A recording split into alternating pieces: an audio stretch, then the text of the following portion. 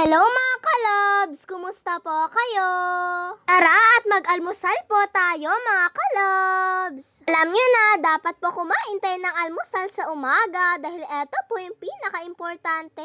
Mag-isa na naman nga po muna kung kakain dahil si kuya ay nasa higaan pa nga po at si papa naman ay naliligo pa lang. At ayan po, pagkatapos pong maligo ni papa ay nagsabay na nga din po sila ni kuya na kumain. At pagkatapos nga pong kumain ni kuya ay siya naman nga pong maliligo. Nung nakapagbihis na nga din po si papa ay nagpaalam na nga din po ako sa kanya dahil papasok na nga din daw po kasi siya. Ako naman ay nagbibihis pa nga lang po mga kalabs. At syempre dahil Monday ay magpo-full uniform nga po tayo. Every Monday po kasi mga kalabs ang flag ceremony namin. Himala nga dahil sobrang aga nga po ni Jella na nakapag-ready. Samantalang ako ay nagpapalit pa nga lang po.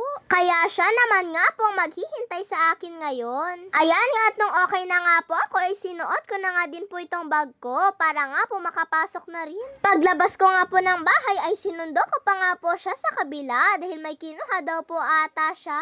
Napakadami ko nga din pong bit-bit dyan mga kalabs. Sabi ni mama ay pwede ko naman daw pong dalhin yung iba pag tanghali.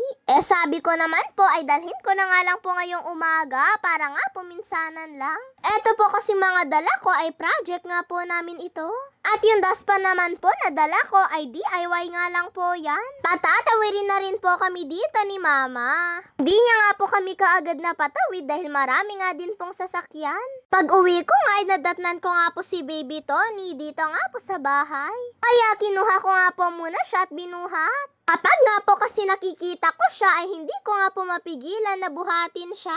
Madalas pa nga po mga kalabs ay pinupuntahan ko pa nga po siya sa bahay nila. Sobrang nakukyutan nga din po kasi ako sa baby na to. At ang sarap-sarap nga po niyang panggigilan. Nakakatuwa lang dahil marunong na nga din po siyang makipaglaro. Tulad nga po niyan, niloloko nga po siya ng ate niya at kinukuha yung hawak niya. Itatago pa nga po niya yung papel na yan sa likod niya. Tapos sasabihin niya nga po ay Anna, ibig sabihin ay saan na. At yun nga po madalas yung ginagawa niya kapag po may hawak siya. Pag uwi ko po pala ng hapon, galing ng school ay bumili nga po ako ng isaw. Ops mga kalabs, mag-iisang buwan na nga din po kung hindi ko makain ng isaw at ngayon na nga lang po ulit. Pinagbabawalan na nga din po kasi ako dito ni Papa. Takam na nga din po kasi ako sa isaw kaya pinayagan na nga po ako ni Papa. Sabi nga po ni Papa ay okay nga lang daw po mag-isaw twice a month. Lalo na at palagi pa man din po niya akong pinagsasabihan na uminom ng maraming tubig. Kaya nga po yan po ang rason kaya pinagbabawalan po ako ni Papa na kumain ng isaw. Pero pag bumibili naman po ako ay kinakanin ko po mga kalabs. At nagluto din po pala si Mama ng paborito ko pong masarap na munggo. Pansit nga po pala yung ihahalo ni Mama dito. Miss ko na nga din po kasing kumain ng munggo na may pansit si Papa nga po ay mas gusto daw po sana niya na dahon ng ampalaya na nga lang daw po yung ihalo dito. Pero sabi ko nga po kay Mama ay pansit na nga lang po muna dahil matagal ko na rin po kasi itong request sa kanya At pansit kabagan po pala eto pong nabili ni Tito. Sabi ko pa nga po kay Mama kahit once a week nga lang po siyang magluto ng ganito. Nasubukan niyo na rin po ba yung ganitong ulam mga kalabs? Tinapa po pala yung hinalo ni Mama dito. Mas gusto daw po kasi ni Mama na tinapang hinahalo kapag nga daw po munggo na may pansit. At nung naluto na nga din po yung pansit ay tinikman ko na nga din po yung sabaw. Nakakagutom na nga po mga kalabs. Kaya pagkaluto nga po ni Mama ay nagsandok na nga din po kami para po makakain na.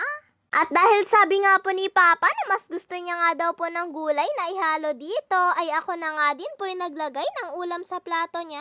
At kunwari, pinagsasabihan ko nga po siya tulad po na ginagawa niya sa amin ni Kuya. Dapat kumain ka ng ganito, matuto kang magpumili ng pagkain. Intindihan mo? Dami-daming pinipili. Ito lang ang makakain natin. Kailangan nating magtipid. Hindi yung puro gastos, puro isaw. Naman pa.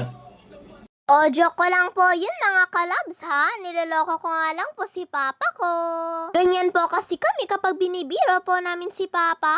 Kaya ayan, sinasakyan din po niya yung mga jokes namin. Shoutout po pala kay Mika Mateo, Kiera Kim Frias, Claire Shamli de la Cruz, Jeraine Malon, Altea Lynn Gap Conti, Lenny Ann Biala. Yun lang po mga kalabs. Maraming salamat po sa panonood ninyo. Mag-iingat po kayo palagi. God bless to all. Bye-bye po.